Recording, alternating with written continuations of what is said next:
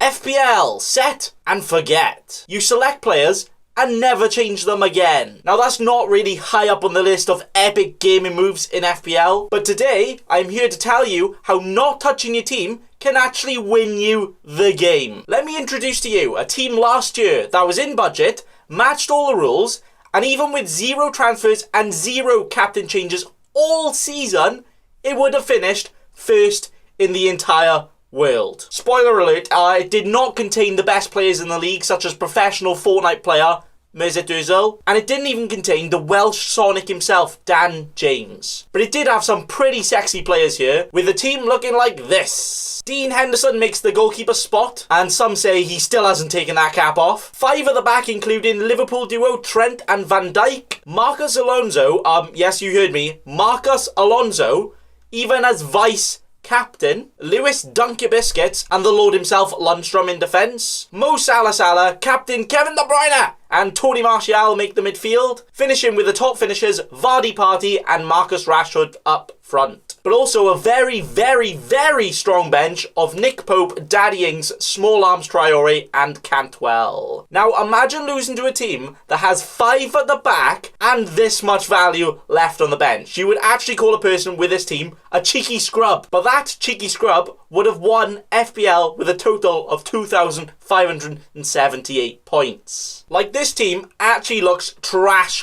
on paper, but somehow is still better than most of the FPL scout suggestions. Shots fired. But first, I want to mention how this team actually got the points it did and what we can take from this, because if you actually attempted this strategy yourself, I think you'd have just as good as an outcome than Lampard does managing a final. Not going to end well. So again, this team cost exactly 100 million at the start, not a single change from game week 1, and uses a few game mechanics which are almost impossible to predict correctly, especially at the start of the season. So this team here mainly takes advantage of, first, how many great, cheap budget 99p value options there were last season, which doesn't happen every year, such as Ings scoring 22 goals, and he started off at 6 million, as well as Lundstrom starting off as the bare bones minimum 4 mil and being one of the highest scoring defenders. But also, this team had only one player that started over 10 million, which was Mo Salah. But mainly, it's the auto sub feature here that got this team all of the points, which is where if a player does not play a single minute, the bench player will be subbed on. With this team in particular, players like Marcus Alonso and Martial missed quite a few games, meaning Ings got subbed in more often than not and scored almost all of his points for the team. The captain was decided by when the sexy De Bruyne lad played. He scored the most points out of anyone in this team, but also the game weeks he completely missed out on, Marcus Alonso coincidentally scored some big boy points, making him the vice-captain-o option here. Now, interestingly with this team, it doesn't actually just have the highest scoring players in each position. For example, Robertson scored slightly more points than Van Dijk, but Virgil van Dijk is here because he's a slightly cheaper option, and that money was put in elsewhere to get more points overall. Also, Alonso makes it even though he was only the 29th top scoring defender out of anyone, but it was more because when he played, he scored a lot of points, and then when he didn't play, the bench players come on and scored all of the points. Trying to predict what combination of players like this that would actually get enough points all season is pretty much impossible. There's always expensive players underperforming and hidden gems that just aren't clear from the start. And most of these players picked weren't even a good option at most points of the season, but only look good here in hindsight when you start to analyse the players' prices and points throughout the entire season. So now I want to mention what we should and shouldn't take from this, and this is important, so open your ear-holes. This team does not mean 5 at the back is best. This team does not mean having a ridiculously strong bench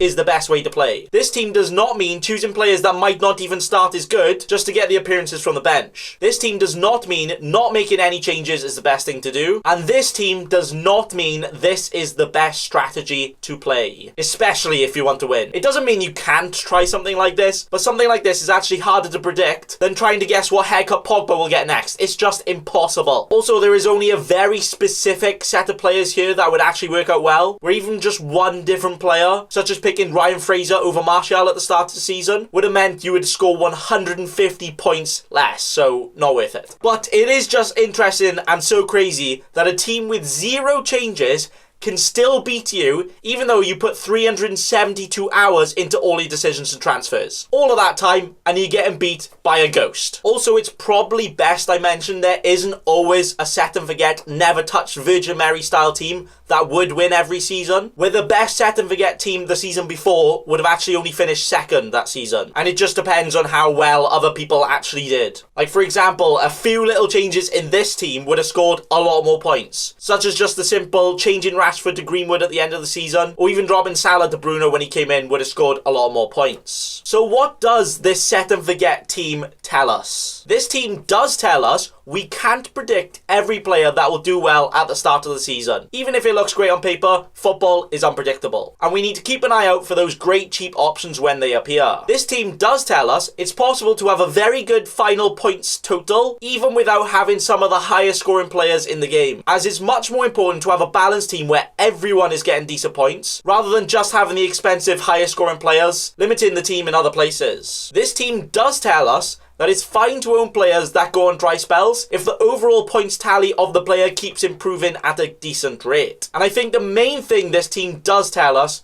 is making the correct decisions is the most important thing to do. Because even just a few slight great decisions would have way outscored this team. But also deciding to hold certain players and not transferring them out is just as important as making the right transfers as well. So should you create a set and forget team that you should social distance from and never touch ever again? Well, if you want to win, my answer to that is the biggest, the fattest, the juiciest, the thickest boy. No. And I can also speak from experience where sometimes what looks like the much better decision just ends up being the complete wrong decision. For example, I transferred out Trent because he had a blank game week, and then 1 week later, he scored 24 points against, at the time, second in the table Leicester. The biggest haul he had all season, whilst he was not in my team. Kevin De Bruyne also had very hard-looking fixtures on paper, so I transferred him out for Son, who had much better fixtures. But then, De Bruyne scores 19 points in one game against Arsenal straight after. So even though I made the great decisions of getting in De Bruyne and Trent for most of the games, it wasn't actually worth it to transfer them out at all, and I missed both of their biggest hauls. Even though they had bad fixtures on paper, it bit me back on my backside. Now that's not to say swapping some premium players around can't work out, because it can, especially if you plan on captaining them, but it is important to not keep transferring out great players just because they don't score every single week, where the elite supreme players don't care about fixtures and will eventually bang when they feel like it. Showing that sometimes not making transfers can also be just as important as making the right transfers. Like for example, in this set and forget team, no transfers were made and it would have finished first. So as a little bit of fun, I thought I would try and draft a team that could potentially score a very, very healthy amount of points, where I would not make any changes to it all season. And I challenge you to do the same. The key with choosing these players are looking for the ones that not only can fruit shoot you all of the points, but ones that are actually great value, so that you can have a balanced squad all throughout. Where I'm actually going to choose 15 players that I think can all score a decent amount of points and play all season. And the team I've gone for is this. I've gone the cheapest starting goalkeepers in McCarthy and Matty Ryan from Down Under. Goalkeepers are actually the ones that should be set and forget all season, and you don't want a keeper that just gets clean sheets, as you miss out on the save and bonus points. For example, last season, Ryan scored more FPL points than Ederson, even though he had 7 less clean sheets. Then in defence, I've gone for Sir Trent, Virgil the Dyke, Matt Not Doc Doherty, Tesco Kit Carrier Tierney, and Charlie Taylor. All not only have a great clean sheet potential, but are all fullbacks that can be very attacking. Wait, Van Dijk's not a fullback, but he's got a slab head on his head, so it's alright, okay? But attacking potential is also one of the main things you should aim for in your defenders. Midfielders include Mr. Egyptian, Mr. Consistent, Mo Salah, the best ginger player in the world, Kevin De Bruyne, but also the great points potential for their price, Foden, Greenwood, and Saint Maximum. Some players are a low price because they haven't proven what they can fully do yet, whilst also they might not actually have a fully nailed on position in their team. But if Foden and Greenwood make upwards of 20 to 30 appearances, that is a lot of points there from amazing value. Finishing up top with Chris to give me wood, the Serbian Diego Costa Mitrovic, and Bamford. Yeah, not exactly the most prolific goal scorers, but it's very hard to predict the forwards this year that are just going to score a lot, while all of these actually provide amazing value, only costing an average of 6 million each. Now, just to clarify, don't choose this team. Ignore this team completely. This is simply my attempt at a concept of a set and forget team that will never be touched, because we as FPL managers love wasting time on teams that we will never actually choose. But I think, one, this is kind of fun to just have a look at, but actually it can adjust your way of thinking about a player's value and what you expect from them. Like, I did not consider St. Maximin, Mitrovic, or even Chris Wood in any of my first drafts. But now in this, I have the challenge of really thinking where my money goes, whilst also thinking who is the most likely to provide a decent return throughout the entire season. And suddenly, these look like great options. And that is what you need to remember from your cheaper assets. That, one, they are probably cheaper for a reason, meaning they are expected to get less returns, but also they probably will get less returns, so you might need to have more patience for them. And as soon as you found one for a very good price, stick with it. And that's the video. I guess this is a really long and complex way of just saying, have some patience with your players. And don't chase points too much. Because as you've seen, you will still probably get beat by a team that won't make any transfers all year, even though you've spent over 5,000 minutes on your team. So that is what we call the big unlucky! But thanks for watching, and remember... Don't be a cheeky scrub. Subscribe to Nathan Bacon right now.